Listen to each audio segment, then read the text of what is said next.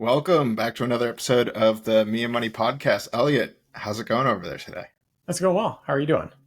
Doing well. It was a nice Labor Day weekend, which, we're recording for like October, so I'm even happier now that we have some buffer on the podcast. But I know before we were chatting today, I told you I was at a wedding, and per usual, anytime I'm sure you get this too, when you go into a social setting for too long and people ask what you do, they start to ask you some questions. So I thought it'd be fun to tackle one of those today, and maybe I'll just send that episode to the particular guest that was there.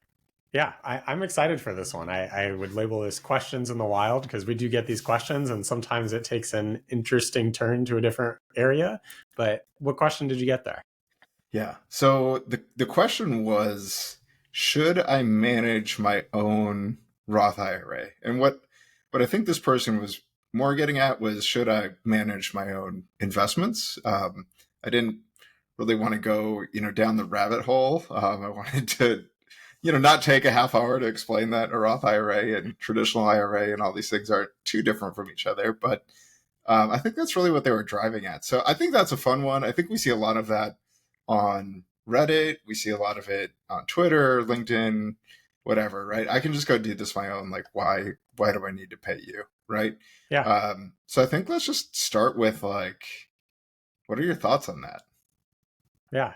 My initial thought is it depends, which is why we spend 30 minutes trying to answer questions when they ask us questions in the wild. But I think a lot of people are capable of managing their own investments. I think it also starts with having an investment policy statement. For me, that's a really important thing, that if you're managing your own funds, and this is something that we do for clients, is we actually outline exactly how we're going to invest, why, what's it for, what sort of investments we're using, at what point we would make changes with it. So actually making a documentation, a living, breathing document that goes with you. So that way, when life happens, when something happens politically, when tariffs are put on, when there's a market decline, when there's a recession, whatever it is, you have this document to go back to, and you're not making knee-jerk reactions to what is going on in the world. So I would start there. What would you say? Yeah, I love that. I think that's a great framework. Of course, I want to start poking holes into that because that's what we do here. But By all means. no, my first question to them was, how often do you look at your investments? To me, it really helps me understand, like, okay, what is this person trying to accomplish? Are they just trying to accomplish, like, setting themselves up for retirement? This particular person, I think she's in her early 30s, maybe late 20s. So it's like, okay, like, you probably don't need my help, actually. Pointed her to some resources like Personal Finance Reddit, Vocalheads, right? Yeah. But the reason why I asked that question, how often do you check it, is I find that there's either again, just the set it and forget it DIY folk, which for most of your life, I would agree with you, Elliott. It's going to be just fine. If you have low cost investments and you're well diversified, whatever that means to you, right? Could be different than what it means to me, but you're probably going to be okay, and you're probably not going to do too much damage to yourself. But if you are someone who's in there checking it every day, like, that is a different story, in my opinion, because I tend to see situations where people try to outsmart themselves or the market, Yeah. and end up outsmarting themselves. So that was really my answer. I'm like, are you disciplined? Like, are you going to panic, right, and make changes, or are you just want to know what to put it into? Like, to me, those are two different questions. Yeah. And that can be really hard. Like if we're talking late 20s, this person really hasn't seen an extended market decline, right? And if I'm doing my math correctly, you had a quick one during COVID, but absent that, the market's been more or less straight up their entire investing horizon. So it's one of those things where it's tough to know how you're going to answer that question in real life when it actually comes down to it.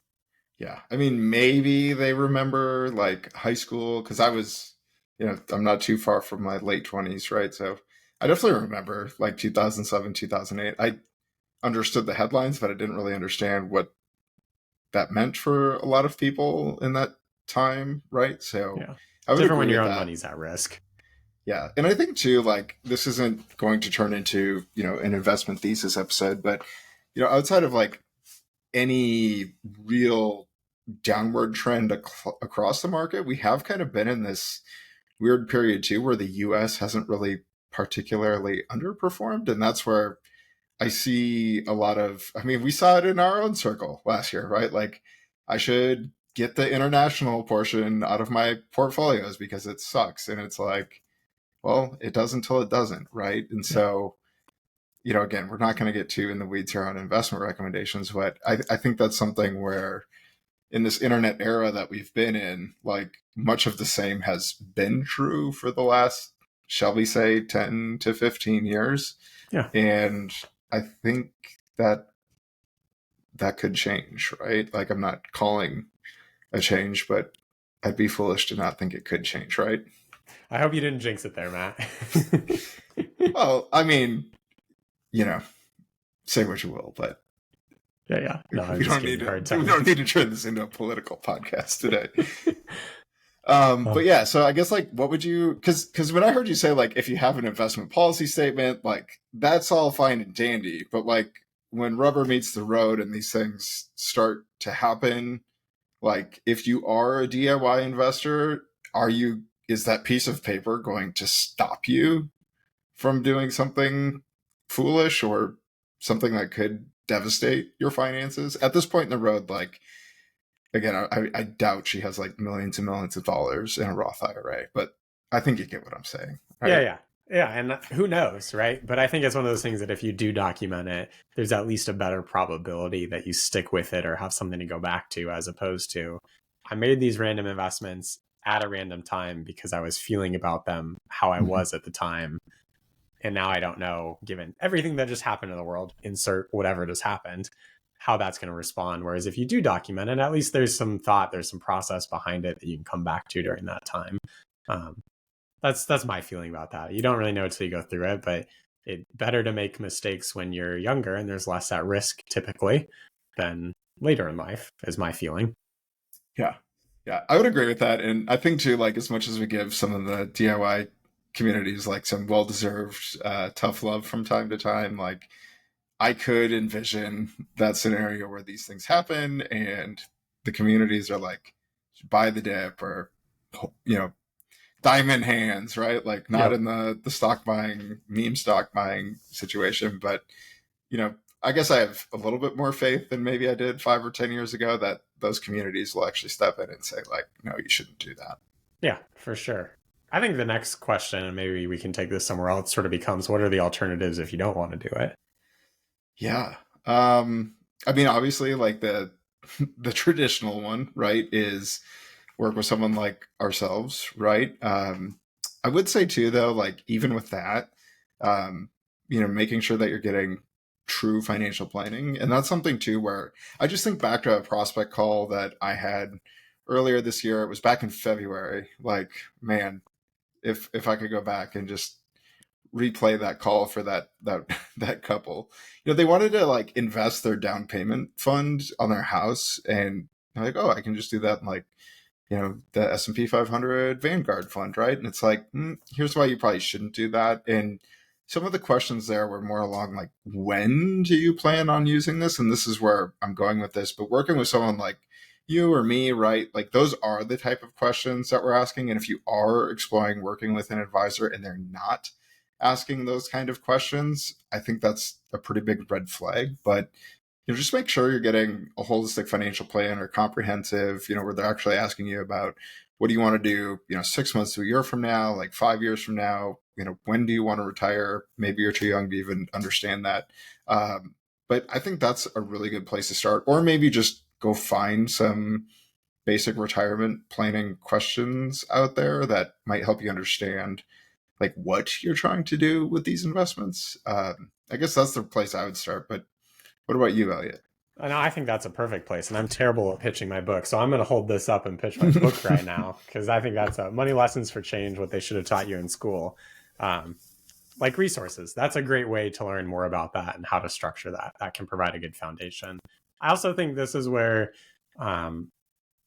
robo advisors at times can fill a need. And they get a lot of bad press sometimes. But for someone who's purely like, I'll take the other side of this, maybe they're not looking for financial planning or just need a stopgap measure for the investments for this time. It can be a very nice, you answer a few questions. We can debate whether that's right or wrong another time. And money gets put into a pool tailored to those questions. I think that can be a good place. You're going to pay for it. It's probably going to be less than the cost of a financial planner, but you know, more than doing it on your own typically. And so that for me can be a good middle of the road where you don't really have to think about it. It's done for you. I think with some education resources and that, a lot of people could take from the RoboCamp and do a DIY approach.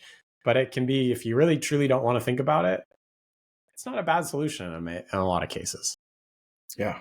Yeah. Otherwise, like, I mean, YouTube's great. Like, there's a ton of CFPs out there doing awesome educational content where you can just learn a bit more about this stuff yourself and then decide if it's something you want to do or not. I mean, I guess it's not, in my eyes, the best scenario, but I bet most people have banking relationships who may be able to, either give you some resources or maybe they have an advisor on staff who would just be willing to chat with you for a few minutes and like help you chart your course, I guess. And another underrated thing too is a lot of 401k plans have a ton of educational material behind the scenes, like either stuff somewhere on your Fidelity or Vanguard, or maybe you have, a broker who comes around once a year and talks about that stuff with you. Like those are really good places to ask those questions as well. And I'm guessing most people who listen to this have a job or some form of a retirement plan. So, there's always good resources there too. There are. And I often call that sort of financial planning light. It can get you a basic idea of what to do or where to go, but it's not going to be the same as a full-fledged financial plan from someone who's doing that and getting paid for it. Because oftentimes these people are paid based on what they recommend. And I think that's just important to bring up because these questions happen all the time. Are they a fiduciary? How do they get compensated? All those types of things. Typically, these people have to get you into a product to get paid. So they sort of offer this financial planning light to hopefully sell enough people on these other things to make money. Again, not a bad thing. And I've suggested it for other folks in the past to get a basic idea of where they stand today and a little bit of education. You just have to go in there a little bit wary. Yeah. And I'll actually link a PDF that I send out to everyone who schedules like an intro call to me. It's just like 10 questions to ask a financial planner. So typically when people reach out to me, they're interviewing myself and a couple of other options. Like, I don't care necessarily if they work with me or not, like, but I hope that whoever they're interviewing, they're asking the right kind of questions. And I'll include that in the show notes. Great. But yeah. So, okay. So we took the side of like, if you do not want to DIY it, we took the side of if you do want to DIY it, I'm going to propose the third one. Like, other than what I've already said, when should you not DIY it? What are some things that you have maybe seen create issues and it's like, look, you just need to reach out to someone? My mind, are we still talking about the Roth IRA specifically or other types of accounts? Let's expand it because I really don't think I think like in this case, right, that question was, this is what I have. Sure. Okay. But I think it was more of a general like DIY type question. Yeah, so things that I would consider not DIYing it if there's multiple beneficiaries at times. So now we're talking more about some sort of trust that maybe was created at death or something like that.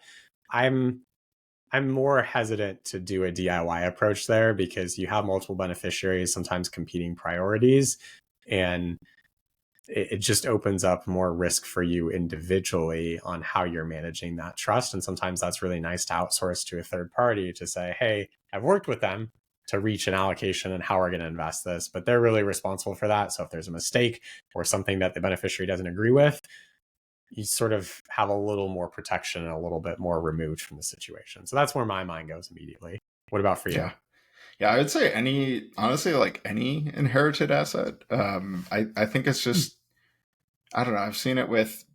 I see the posts on Reddit, right, where it's like, I just inherited this, that, and the other from this relative. And, here's what people are telling me to do with it. And a lot of times, again, I think it really depends on where you are, but a lot of times the general DIY approach is like stick it in a S&P 500 index fund, like, whatever. But especially when we're talking with like inherited IRAs or things like that, right? Like you have to, especially now, most of the case with a lot of these, new rules that came up a few years ago, like there are those annual distributions that you have to take that are a lot bigger than they used to be. And that if we do see a decline in the market, like that could be a pretty hefty loss that maybe you didn't want to realize, or maybe you do have a use for the money at a specific time, or maybe you really put yourself in a tough tax situation. But that's kind of getting outside of the, I guess, investment lens that we're putting on this. But Yeah. I think that's a really interesting one, along with embedded capital gains, depending on what's going on there or how long that account has been sitting after your relative passed away. Like there can just be some not so great things to deal with. It just gets more complicated. Yeah, I might expand on that and just say like any sort of sudden money, whether it's an inheritance, lottery winnings, gifts, something like that, where you come into wealth that you historically have not had. And there's emotions. I mean, I've talked previously about getting an inheritance from my dad, and it wasn't a life changing amount of money by any measure, but I really just wanted to be done with it. Like I transferred it all as quickly as possible my brokerage account, get it in there, invest it, so I didn't have to think about it anymore. So even for someone who works around that, it can be really an emotional subject where you're trying to figure out like, what does this money mean? How do I not mess it up? People come to me often like, hey, I got this money. My parents, whoever, grandparents aren't around anymore. This was my backstop. Mm-hmm. I need to not mess this up. How do I Mm-hmm. make sure I do that? And so I think that can be helpful in that, I don't want to say state of mind, but it sort of is a state of mind, right? You just lost and you're grieving and going through that. It's hard to then, how do I make this money work for me in the way that it should while still maybe honoring their wishes? And that sort of depends on the person too. Yeah, and I think to that point, like even sometimes when you inherit it, it's like, oh well, dad used to pick those stocks out of the newspaper, so like I'm not going to sell them. Like, and you could be taking on way too much risk for either yourself in general or for whatever it is you're hoping to use that money for, like, Or too little. or too little, right? Like there is that side of the coin as well. So I think it's just one of those things where I think that's a really good point, Elliot. Like trying to separate, and I think that's what we were talking about at the beginning too, like with the discipline or how often are you checking it, right? Um, just trying to decouple, right, the emotions and the finances together. Like they can be a really good thing together, they can be a really terrible thing, but if you can just look at them for what each of them are, I think you're much better to not run into issues there. Yeah, definitely. Yeah. So what are some other ones, if any? That's what comes to mind. What else for you? I was just gonna say, like, if you're, I don't know how to say this delicately, but like if you're trying to get rich quick, like I think that's a really bad sign. Like to me, that's a deeper conversation than what this podcast can entail, but there's some form of like scarcity there, and I think that's where it's really hard to realize when you're in a scarcity mindset. But I think if you're in that mode, and this is where I really think it's interesting talking to people for so many years about this stuff, like the people who ask me what's the best thing to do with my money, like I don't think it's usually out of a place of wisdom or stewardship. It's like, how do I get to the end as fast as I possibly can with as little work as possible? And Yeah. so if you're viewing this like as a shortcut to something, that's not really, in my opinion, a situation where you want to be doing this yourself. I agree 100%. Yeah. Because it's we just don't know. And it's one of those things where if any singular person held the crystal ball, like which some maybe have gotten lucky enough to appear as though they do, like none of us would share that. Yeah. Right? Like everyone would take their money and go do it and arbitrage as much as they can for themselves, right? If I had the crystal ball, I don't think I'd be sitting here recording this podcast right now, right? As of recording this, if I held the $1.3 billion Powerball ticket, I probably wouldn't be, sitting here doing this. So I think that's just a really important thing to, I mean, you have to be honest with yourself, right? And that can be really hard. Which I think that's a tough one to do. I run into so few of those conversations these days. I got it, I think, when I was younger, but I don't see those anymore, so that doesn't even come to mind. But I agree. Like if you're chasing that, and oftentimes you don't realize you're chasing it, there aren't really shortcuts. People get lucky. That could be maybe a shortcut, but other than that, it's pretty hard. Yeah. And I think it just goes one more, layer on that. Like, please do not ask ChatGPT for investment advice. Like, I've had one. That could be a whole new episode, I guess. I've never thought about that. I don't know. I mean, I don't think there's really like an academic episode there quite yet with just how new it is, but be wary is all I'll say. Fair enough. Yeah. Anything you want to close with, Elliott? That's it. I would reiterate investment policy statement if you're doing it on your own. There's samples out there. I have one on my website, kindnessfp.com. I think that's a good starting point if you are going to DIY it, and then ask good questions like Matt had talked about. Check out his PDF if you are going to hire somebody. Yeah. And we'll link your IPS in the show notes as well. Great. So, all right. Well, it's good to see you, Elliott. And I think we should do more of this. Maybe we should, head downtown someday. This weekend would have been great with all the people at Taste of Madison, but we should head downtown and ask some questions. Yeah. Like the meme, right? Where it's like, yeah. Okay, cool. Well, thanks for joining, everyone. And we'll see you next time.